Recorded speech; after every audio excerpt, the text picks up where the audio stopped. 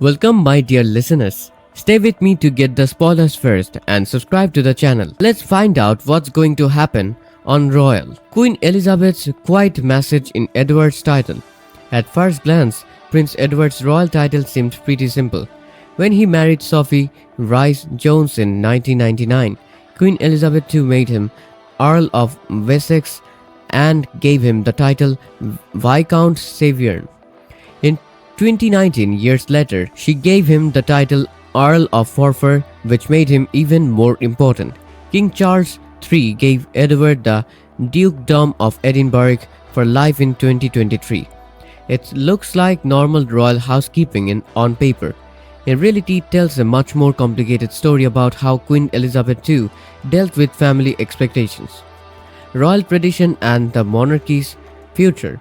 The fact that Edward's title history never felt random is what makes it so interesting. Royal titles aren't just pretty names, they're also signals. They can show rank, hint at future roles, and quietly settle things that the palace would rather not have to deal with in public. Edward became the Earl of Wessex in 1999, the same year he got married. This was already a sign that he was different from his older brothers. He didn't get one of the most famous dukedoms at the time. Instead, Queen Elizabeth picked a title that had a medieval feel but was also modern and almost understated. The title sounded dignified but not too grand, which was appropriate for a younger son who was expected to work, support, and stay out of the loudest constitutional spotlight. That choice is important because royal titles often say more by what they leave out than by what they say. The Crown's own records show that Edward became the Earl of Wessex in 1999 and then the Earl of Forfar in 2019. Those are the kinds of changes that show that someone has thought things through and planned ahead, not just made things up as they went along. Queen Elizabeth was known for her sense of institutional continuity. She often preferred to keep things quiet and let the public see the polished surface while the machinery below did its work.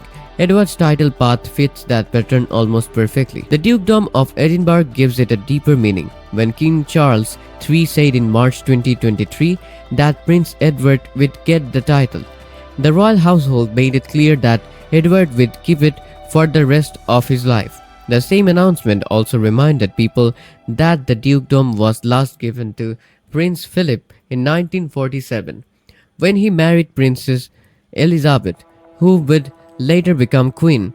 That detail is important because it connects Edward's title not only to his own life, but also to the emotional and dynastic legacy of Elizabeth II herself. The story of Edward's title is also about how the Queen kept memories alive in the monarchy. If there was a secret message in that structure, it was this: Queen Elizabeth liked things to be clear, but not always in the most direct way. The palace public records list the titles, but they don't turn every royal decision into a long story. That quietness can be misleading to people who aren't involved. It might just look like paperwork. For people who know how to read a monarchy, it can feel like a note that has been carefully folded and passed across the table. It looks like Edward's title history has that kind of meaning.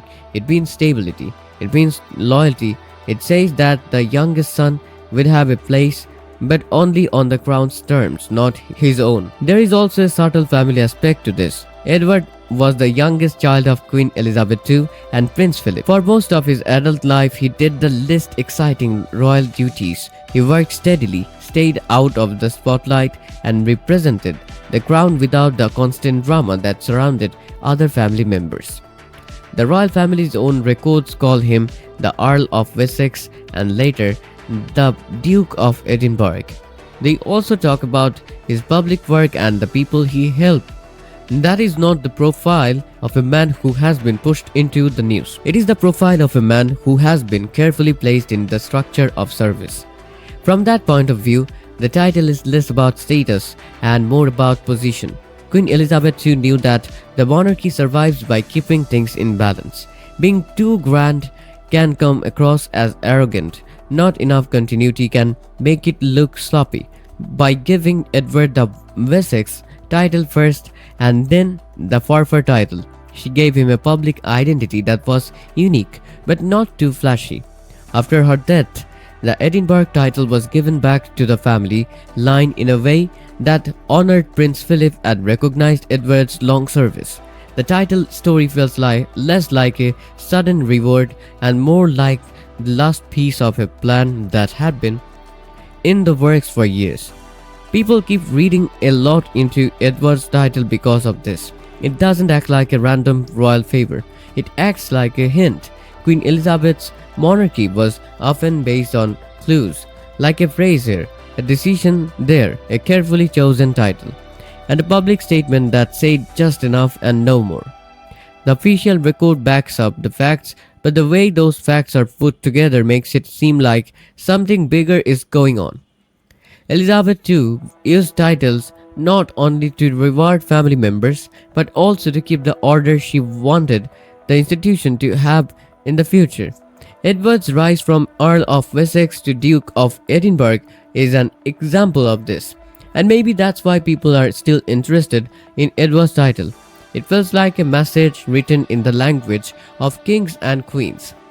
Not a shout, not a scandal, and not even an admission. A queen made a quite deliberate choice because she knew that the crown speaks loudest when it seems to speak softly. She didn't need to tell the whole world everything to make her point. In Edward's title history, she made decisions that still tell the story today. A son placed with care, a legacy preserved with dignity, and a royal future shaped by patience instead of noise. Donald Trump's bold six-word statement about Queen Elizabeth was made public.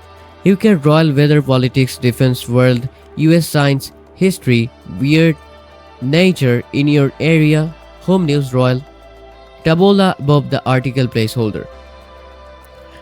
Donald Trump's bold six-word statement about Queen Elizabeth was made public. The President of the United States has talked before about how much he admires the British royal family. Donald Trump once made a very bold statement about the late Queen Elizabeth II. The President of the United States has talked a lot about how much he respects the British royals, especially the late Queen, King Charles and Prince William. Later this month, he will host the King and Queen in the US. In his memoir about the late Queen, royal author Robert Hardman wrote that President Trump spoke highly of her and even remembered their first meeting. The Daily Mail published a quote from him that said, "The first time I met her, we were only supposed to have 15 minutes. But it just went on because she liked me and I liked her." The book says that Trump said about the late Queen, "So I realized that's why she lasted 70 years without a complaint, because she was so good at it. We would have said, oh, I liked so and so, but she was very smart." Trump then made a bold claim saying, "And I know she liked me because we talked a lot." A new book claims that Trump tried to ask the late Queen about her thoughts on Prince Harry and Meghan Markle during one of their meetings. US Today published an excerpt from the book that talked about their meeting in 2019, just a few months before Harry and Meghan quit their jobs as senior working royals. The excerpt said, "I asked her about it all the time, and I would say, 'Come on, tell me what you really think.'" And this is where the story stops being about titles and starts being about legacy.